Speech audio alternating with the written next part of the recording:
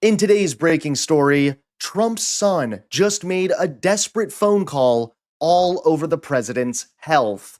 That's right, Donald Trump's growing health concerns are only getting worse. There was a story of a young lady who ended up encountering Epstein as he was incarcerated in 2008 in Florida because he set up a sham company and he was able to then be on work release to his sham company. And while on work release, meaning that he was absolutely being monitored, but he wasn't, he was still abusing women. The studio felt like a storm about to choose a direction. Lights hot, audience humming, the host smiling too hard. Trump sat center, hand resting on the desk as if it were a podium. Congresswoman Jasmine Crockett didn't compete with the noise. She lowered her voice until the room tipped forward to hear it. "Mr. Trump," she said evenly, "you've called this theater. If it is, I suggest we stop improvising." She tapped her earpiece once. There are some very rich and powerful people that need to go to jail. I think everyone's been frustrated as to why that hasn't happened before. But it is very much so a possibility that Jeffrey Epstein was an intelligence asset working for our adversaries.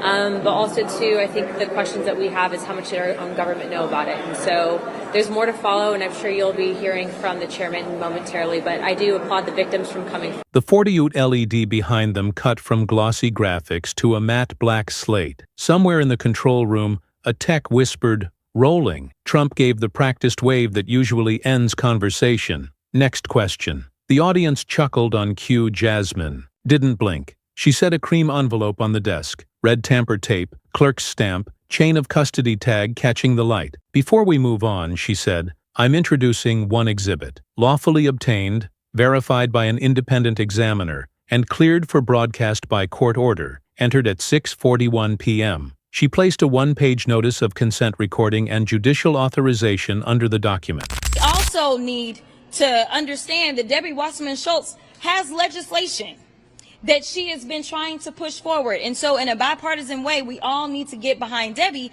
because we found and what we learned is that there were loopholes as it relates to the Crime Victims Act. The judge's signature block flared 10F tall on the LED. A stagehand's hand already hovering over the mute eased off the fader, like it had touched a stove. Trump laughed without smiling. "Paper props." Jasmine nodded once, like a conductor acknowledging. "The orchestra. Then let's listen instead." The waveform appeared white on black, pulsing with the hush. A timestamp 91233. The studio leaned in as one organism. Jasmine didn't dramatize. "Control place segment. A." A man's voice filled the room. Cell phone raw but unmistakable in tone and cadence. "I don't care what the show's rundown says. If she starts receipts, you drop her audio and go to break. You got it. We're not platforming this." A second voice, calmer, strained. "That would breach standards. We can't." The first again, more clipped. "Then you won't have access next cycle. Make the right choice."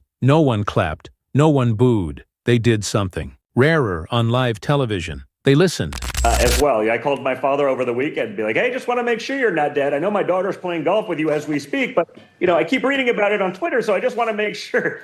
He didn't even know what I was talking about. So it is sort of amazing that you could have a president that if he wasn't giving an active press conference to thousands of reporters, if he waited, 3 days?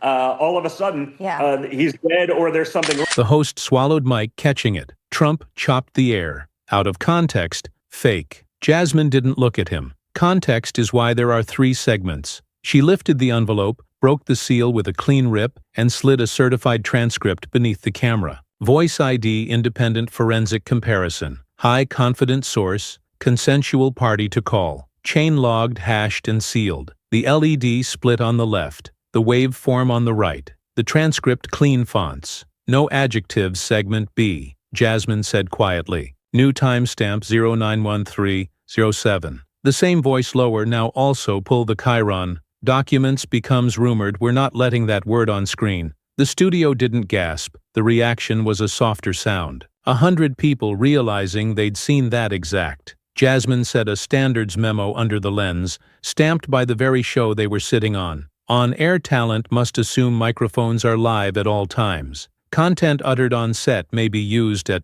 editorial discretion. She didn't gloat. "I'm not here to yell. I'm here to verify." Trump tried volume. Illegally recorded. Witch hunt. Jasmine tapped the authorization again. Consensual recording by a participant preserved under court order. If anyone doubts consent, the signed attestation is tab 3. She slid the attestation forward. A solemn paragraph, a signature, a notary seal. The LED magnified the notary stamp until it looked like a planet. Segment C, Jasmine said. 9:14:22. A rustle, the first voice again. Fine, then make her look small. Split screen with crowd shots. Lower her mic by 2 decibel. No one will notice. The older man in row 3 noticed now. So did the woman in the aisle seat with a work badge, still clipped to her cardigan. You could feel a room recalibrate away from applause lines and toward math. Trump leaned in, palms up. Everyone coordinates. TV, this is television. Jasmine nodded. Exactly. And coordination is a choice.